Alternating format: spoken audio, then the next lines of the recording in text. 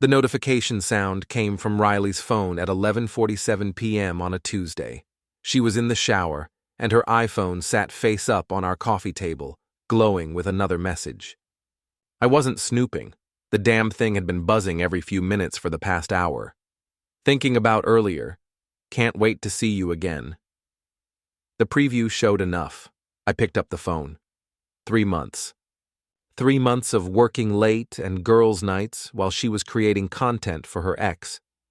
The photo thread stretched back to January, intimate shots I recognized from our bedroom, our couch, even our kitchen counter.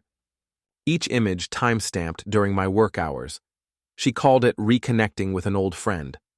I called it a 3-month audition for her replacement. Jake, did you grab my phone? Riley's voice carried from the bathroom.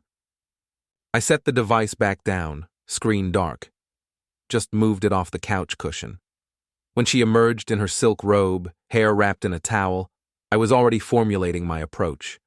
20 years of analyzing network vulnerabilities had taught me patience.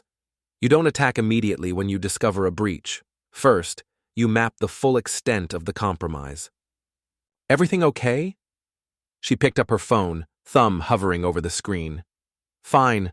Long day at the office. Riley smiled, the same smile she'd been giving me for 2 years. I know, baby. The new security protocols are really stressing you out. Stressing me out. Right. Not the fact that she'd been photographing herself in positions that would make a yoga instructor blush, all for Ethan Blake's viewing pleasure. Riley, I said carefully, how's the marketing campaign going? The one for the wellness app? Oh, it's great. Really connecting with our target demographic. She scrolled through her messages, deleting something quickly. Actually, I might have dinner with some potential influencers tomorrow. Network building, you know? I nodded. Influencers. Right. The funny thing about people who think they're clever, they always overestimate their own intelligence while underestimating everyone else's. Riley assumed I was just another tech drone who couldn't see past code and server logs. She had no idea that my job involved thinking exactly like the people trying to break into systems, and right now, someone had definitely broken into my system. After she fell asleep, I opened my laptop. Ethan Blake wasn't hard to find, VP of Strategic Development at Nexus Dynamics, our biggest competitor. LinkedIn showed he was married to Victoria Blake, daughter of tech mogul Harrison Blake. Their wedding photos from 3 years ago displayed enough wealth to fund a small country. Interesting. A deeper dive into public records revealed more. Ethan and Victoria lived in a $4.2 million home in Palo Alto. His BMW was leased through the company. Even his gym membership was corporate-sponsored. Everything about his lifestyle depended on maintaining his position and reputation. That gave me something to work with. Riley stirred beside me, and I closed the laptop. Tomorrow, I'd start building my case file. Tonight, I'd lie here next to someone who thought she was playing me, and I'd plan exactly how wrong she was about to be. She called it jealousy. I called it evidence. And I was just getting started.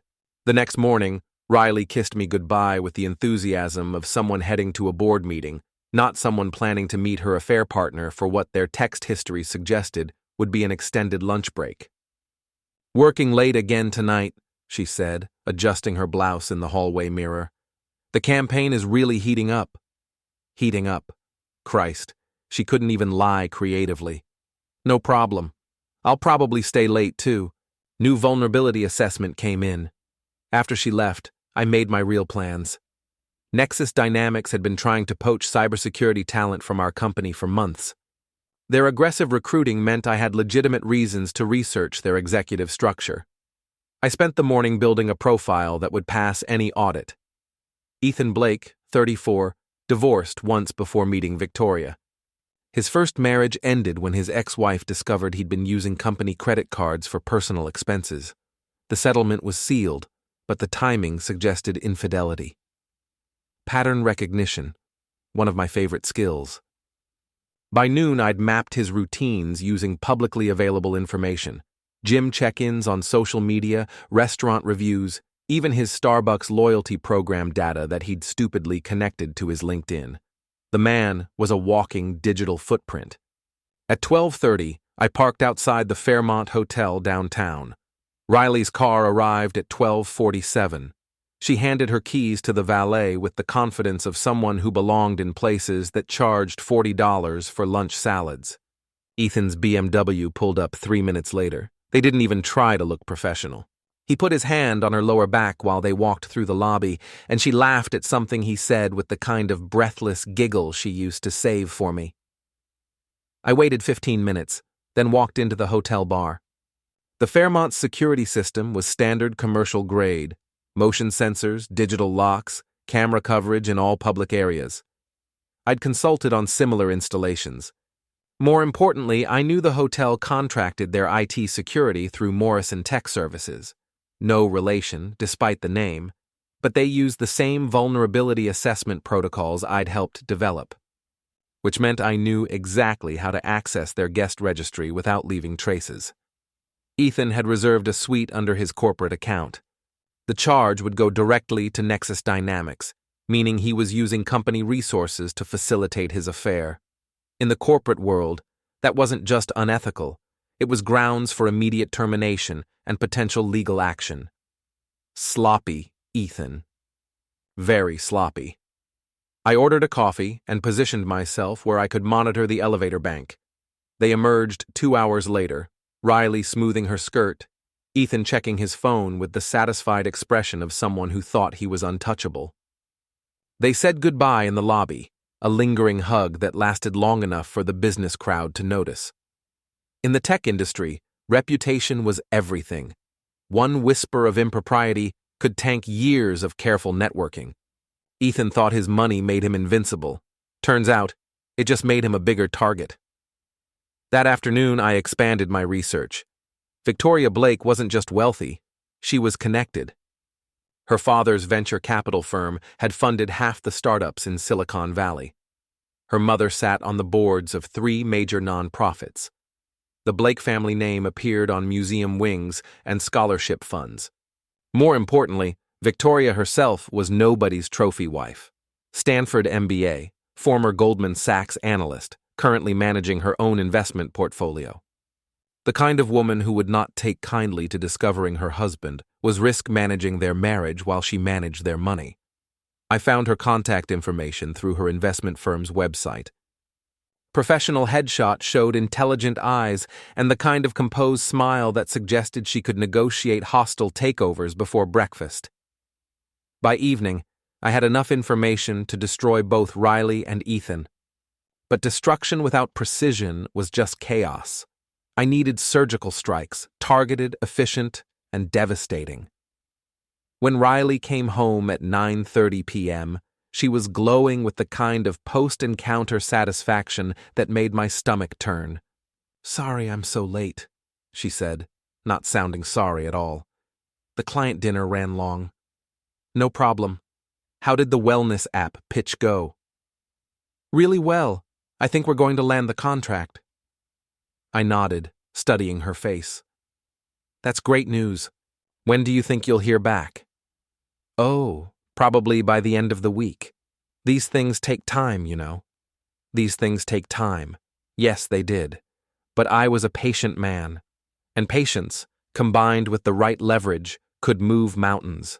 Or in this case, it could move 2 cheating narcissists straight into the ground they dug for themselves. Tomorrow, I'd start phase 2. Victoria Blake agreed to meet me at Blue Bottle Coffee in Palo Alto.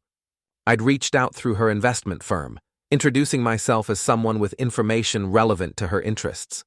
Corporate speak for, "Your husband is screwing around, and I have proof." She arrived exactly on time, which I respected.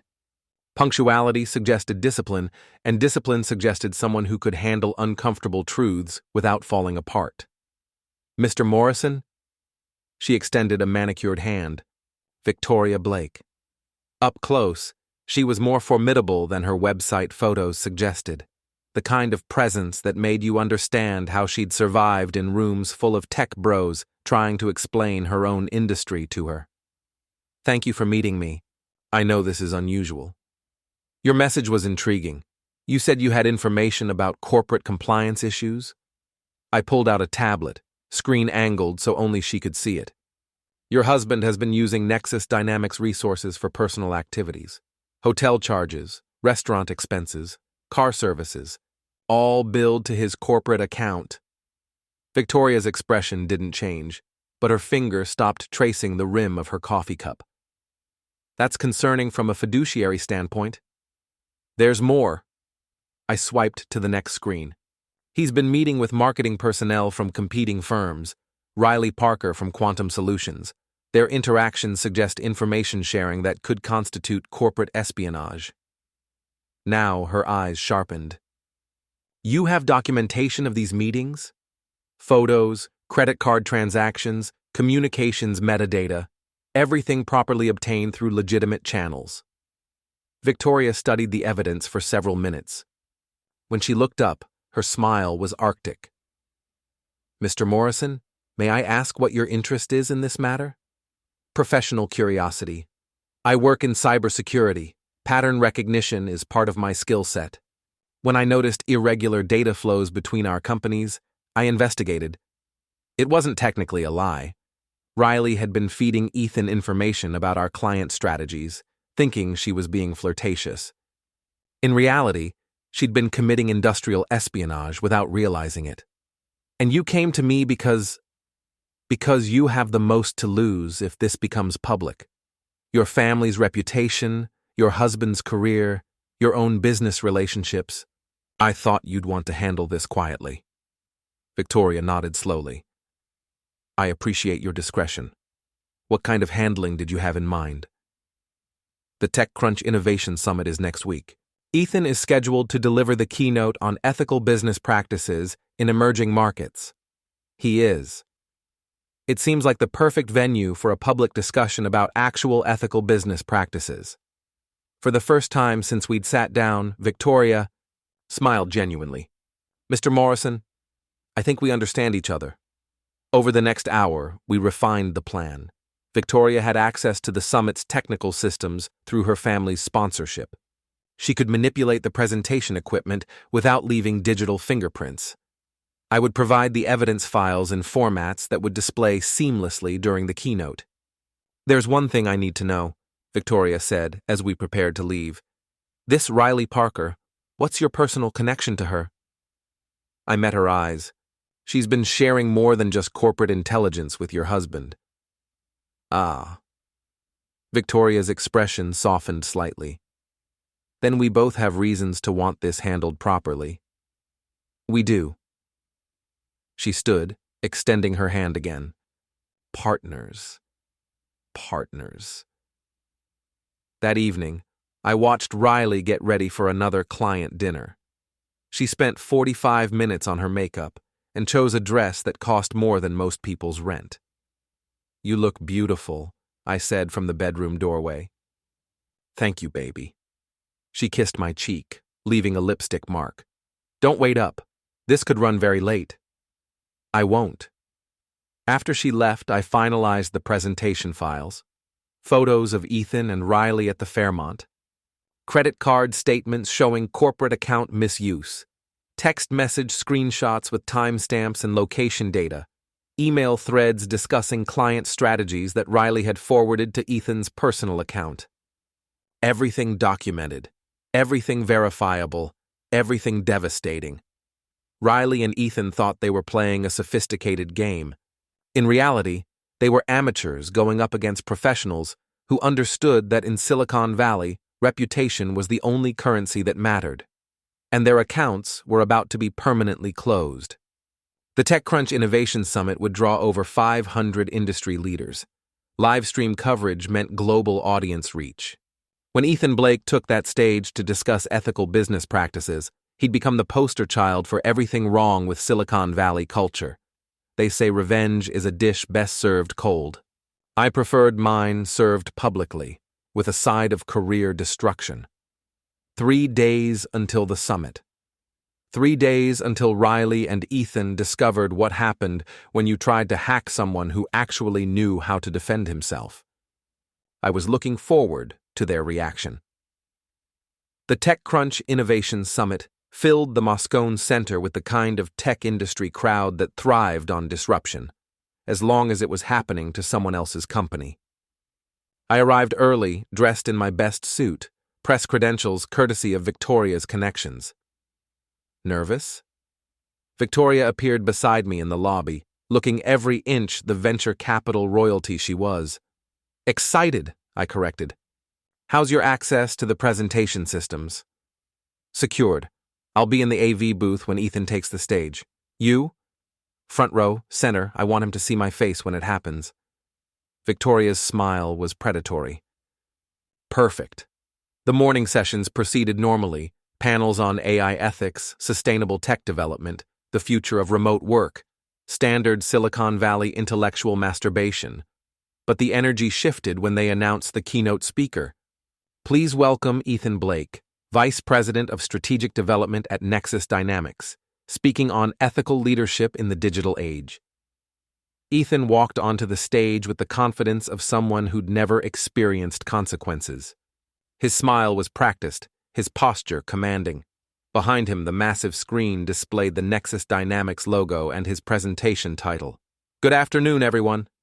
I'm here to talk about integrity in business. That's when Victoria initiated the upload. The first slide should have been Ethan's biography. Instead, it showed a photo of him entering the Fairmont Hotel with Riley, timestamp clearly visible. The audience murmur started immediately. Ethan turned to look at the screen, and I watched his face cycle through confusion, recognition, and panic in real time. There seems to be a technical difficulty. The next slide appeared. Riley's intimate photos, metadata intact, showing they were taken during business hours in what was clearly a hotel room. The audience gasps were audible now. Can someone fix this? Ethan's voice cracked slightly. Slide 3. Credit card statements showing corporate account charges for hotel rooms, expensive dinners, and car services. All correlated with Riley's social media check-ins at the same locations. I stood up from my front row seat. The slides seem accurate, Ethan. Shall we discuss ethical leadership in the context of using company resources for personal affairs? The crowd turned to look at me, then back at the stage where Ethan stood frozen. Camera phones appeared throughout the audience. The live stream was broadcasting to thousands of viewers worldwide. This is clearly some kind of attack. Is it an attack when someone presents documented evidence of corporate resource misuse? Victoria's voice carried from the AV booth, her microphone suddenly active. Ladies and gentlemen, I'm Victoria Blake, Ethan's wife. I think this presentation is exactly what we need to discuss ethical leadership. The conference center erupted. Half the audience started filming. The other half reached for their phones to text colleagues. Ethan looked around desperately, as if seeking an escape route that didn't exist. The woman in these photos, I continued, my voice carrying clearly in the shocked silence, is Riley Parker, marketing director at Quantum Solutions. She's been sharing confidential client information with Mr. Blake in exchange for... Well, the evidence speaks for itself. More slides appeared. Email forwards, strategic documents, client lists that Riley had photographed and sent to Ethan's personal account. Corporate espionage laid out in excruciating detail. Ethan finally found his voice. This is harassment. Security. But the security guards seemed as transfixed as everyone else. This wasn't violence or disruption. This was documentation. Public evidence of private betrayals presented in the most visible forum possible. Mr. Blake, a voice called from the audience, is Nexus Dynamics aware that you've been using corporate accounts for personal entertainment? Another voice. Ms. Blake, are you filing for divorce? Victoria's response carried through the sound system. I'm filing for a lot more than divorce. Ethan tried to leave the stage, but reporters blocked his path. The crowd pressed closer, phones recording every angle. His carefully crafted reputation was disintegrating in real time, broadcast live to the entire tech community. I made my way through the crowd toward the stage. When Ethan saw me approaching, His face went white. "You," he said. "You did this." "I documented it," I replied calmly. "You did it. Who the hell are you?" "Someone who believes in accountability." The crowd pushed closer, and Ethan panicked. He shoved past a reporter and ran for the side exit, but the hallway was already packed with conference attendees drawn by the commotion. Cameras followed him as he fled toward the stairwell. I didn't chase him. I didn't need to. Victoria had arranged for copies of all evidence to be delivered to Nexus Dynamics Board of Directors, the SEC, and 3 major tech publications. Ethan's career was already over. He just hadn't processed it yet. My phone buzzed with a text from Riley. "What the fuck is happening?" "Twitter is blowing up with your name." I typed back, "Justice. See you at home." But first, I had one more stop to make. Victoria met me outside the conference center, both of us watching as news vans began arriving. "Well," she said, "that was therapeutic. For both of us." "Dinner tonight? I think we've earned a celebration." I smiled. "I'd like that." Behind us, the tech industry's rumor mill was already spinning into overdrive. Within hours, the story would be everywhere.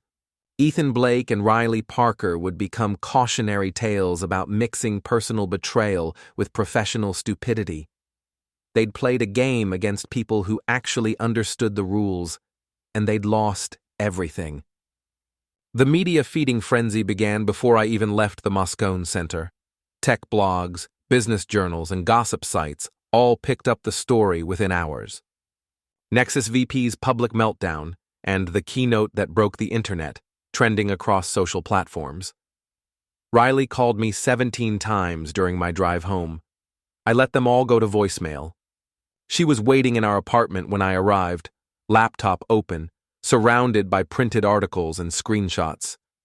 Her face was streaked with mascara, eyes wild with the kind of panic that comes from watching your life implode in real time. "Jake, we need to talk." "I imagine we do." "This is insane. How could you do this to me?" I sat down across from her, maintaining the same calm I'd felt all day. "I didn't do anything to you, Riley. I simply made your relationship with Ethan public. You humiliated me in front of everyone. You humiliated yourself. I just provided the venue." She stood up, pacing frantically. "Those photos were private. You had no right. Actually, I had every right.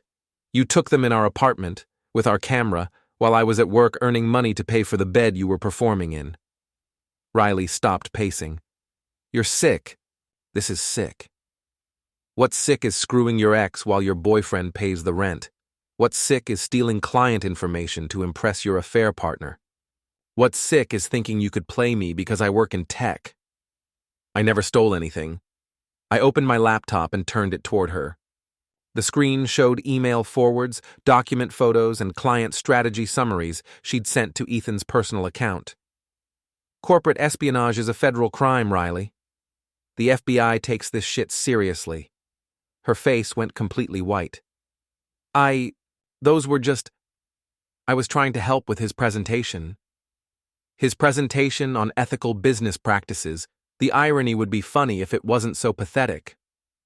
My phone buzzed with a text from Victoria. "Nexus board called emergency meeting. Ethan's been terminated effective immediately. SEC investigation launched." I showed Riley the message. "Ethan's career just officially ended. Yours will be next. Jake, please, I'm sorry. I made a mistake. You made dozens of mistakes. For 3 months, in our home." She dropped to her knees beside my chair, grabbing my hands. "We can fix this. I'll do anything. I love you. You love convenience. You love having someone pay your bills while you play with shinier toys." "That's not true." "Riley, you've been photographing yourself in pornographic positions for another man's pleasure, using company resources to commit corporate espionage, and lying to my face every single day. What part of that suggests love?"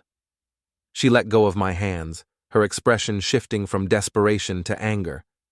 "You think you're so smart, but you just destroyed your own reputation too. Everyone knows you're the psycho who couldn't handle being cheated on. Everyone knows I'm the cybersecurity analyst who exposed corporate espionage and held people accountable for their actions. My reputation is fine. We'll see about that. Riley stood up, grabbing her purse. This isn't over. Yes, it is. After she left, I poured myself a drink and opened my laptop. The story had evolved throughout the day. Business publications focused on the corporate espionage angle. Tech blogs dissected the social media implications. Entertainment sites ran with the sex scandal narrative. But every article reached the same conclusion. Ethan Blake and Riley Parker had destroyed their own careers through spectacular professional and personal misconduct. Victoria called at 10 p.m. How are you holding up? Better than expected. You? Divorce papers are being filed tomorrow. My lawyer says the evidence package you provided makes everything remarkably straightforward. Good. Any word on the SEC investigation? They're very interested in the corporate account misuse. Ethan could face criminal charges. I smiled. Play with fire, get burned. There's something else, Victoria said. Riley Parker just filed a police report claiming you hacked her phone and distributed private images without consent. Did she now? My attorney says it won't stick. Everything was obtained legally, and the images were evidence of corporate crime. But she's trying to flip the narrative. Let her try. I documented everything. Chain of custody, legal access methods, legitimate business interest in the investigation. Her criminal attorney will explain why revenge porn charges don't apply to corporate espionage evidence. You really thought this through. 20 years of cybersecurity work teaches you to cover your bases. We talked for another hour, planning next steps and comparing notes on media requests. Victoria was handling the divorce and SEC cooperation with professional efficiency. I was fielding job offers from companies impressed by my investigative work. Riley and Ethan thought they were playing a sophisticated game. In reality, they were amateurs going up against professionals who understood that in Silicon Valley, reputation was the only currency that mattered, and their accounts were now permanently overdrawn. The next morning brought news that Quantum Solutions had terminated Riley for violation of confidentiality agreements and corporate ethics policies. Her social media accounts were deactivated. Her professional network had evaporated overnight. Ethan's situation was worse. Criminal investigation, civil lawsuits, and complete industry blacklisting. His wife had the resources to bury him in legal fees while protecting her own assets. They'd wanted to play games with people's lives and careers. Now they were learning what happened when you played those games with people who actually knew the rules. Justice served. Game over. I poured my coffee and checked my email. Victoria had sent a message. Drinks tonight to celebrate? I typed back, justice? This was just Tuesday. But I was definitely looking forward to those drinks.